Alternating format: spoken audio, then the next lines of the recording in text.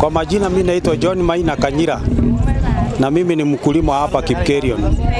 Sasa nilikuwa nataka mbolea 10. Sasa imesemekana lazima tufukuziwe kama mbolea 5, 6. Kwa hivyo kuna ukumbufu kidogo ya mbolea. Tulikuwa upande wa Kipkerion na tumekosa Sirio. Sasa tumekuja hapa Kidawa kutafuta hii mbolea, lakini sasa hapa haijatosheleka kabisa. Inasemekana mpaka tufukuziwe kidogo. Haya, kwa upande wa mbolea serikali tunaona inafanya vizuri. Maana yake tumeanza kupata mbolea kuanzia Januari. Mwezi wa pili yote tulikuwa tunachukua. Na hii mwezi wa tatu mimi naona laini sio kubwa sana, lakini tunaomba serikali tena ikumbuke ituongezee. Kwa sababu wakulima hawajaweza kuja wote, wakulima wamefika wadogo. Kwa hivyo tunaomba serikali itusaidie na njia hiyo. Ameanza. Kwa majina yangu ni Lucia Wangoi. Yes. Nimetoka pande ya Mau Summit. Yes. Tumekuja kuchukua mbolea hapa. Enyewe vyenye wamepanga kuchukua mbolea iko sawa. Wanapangilia vizuri. Lakini watu ni wengi. Kama mimi nimetoka pande ya Mau Summit, tungeomba hata pande ya Moro watufungulie hii nini ya Sirio. Ndio watu wasiwe wengi hapa sana. Nilikuja hapa saa 3, saa 10 ndio nimepata mbolea. Lakini nimepata mbolea yenye nilikuwa nataka. Mimi nilikuwa nataka mbolea bagi 5. Lakini bado kuna zingine zimebaki. Lakini nimechukua yenye nilikuwa nataka. Nitakujia hiyo ingine baadaye. Kugharimu pesa ngapi kubeba hiyo mbolea? Si ndio nimesema nimetoka Mau Summit. Yes. Sasa kama ni Moro ni karibu na sisi. Wengine wanatoka mbali sana. Umetumia pesa ngapi? Kutoka huko mpaka hapa 200. Tena nitabebesha hiyo mbolea.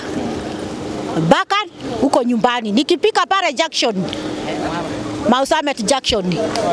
100. Tena kutoka hapo niingishiwe na motorbike 100.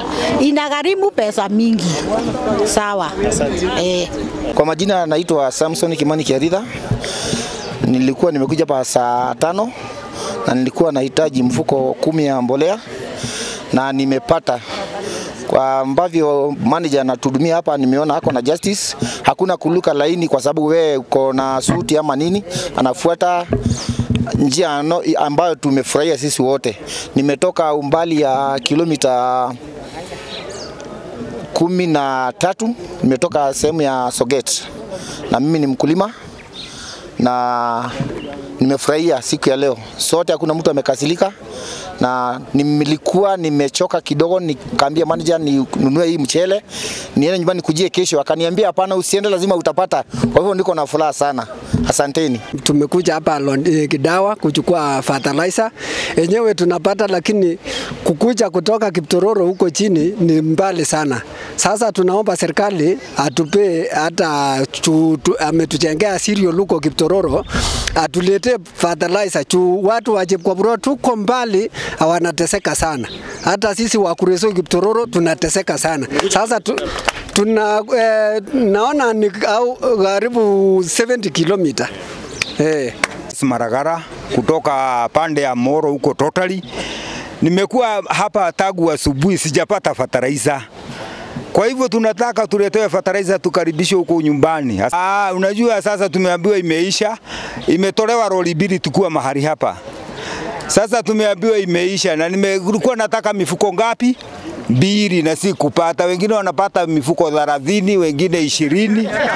Sasa mjaribu kututengenezea hii maneno. Sasa ukienda Moru unaenda unakuta hakuna fertilizer. Ukienda Kamara huko hakuna fertilizer. Tunasikia fertilizer huko Kidawa. Tukikuja mahali hapa tunasikia tena fertilizer imeisha. Mahindi hakuna. Kericho tunasikia mahindi imejaa huko, lakini hapa hakuna. Sasa serikali mtuangalie vizuri. Store iko NCBB huko Kamara, iko ingine nini pale Bagon. Na kuna tukinaenda tuna shida huko. Sasa hii wiki yote nimekuwa nikienda wapi? Na sijapata. Sasa nikikuja hapa tena sikupata. Unakuta wengine wanapata mingi kutuliko. Asante. Naitwa Philip Kimboi, natoka sehemu za Chepsion. Hapa tumehudumia vizuri sana. nimepata mbolea na nimechukua nyumbani. Sasa nimekuja kuhudumia mtu mwingine. Tunasema ya kwamba kuna depot ambayo mini depot ambayo ilifunguliwa Chepsion na hakuna fertilizer, ilifunguliwa ikaletwa mara mbili tu, mbolea ikaisha.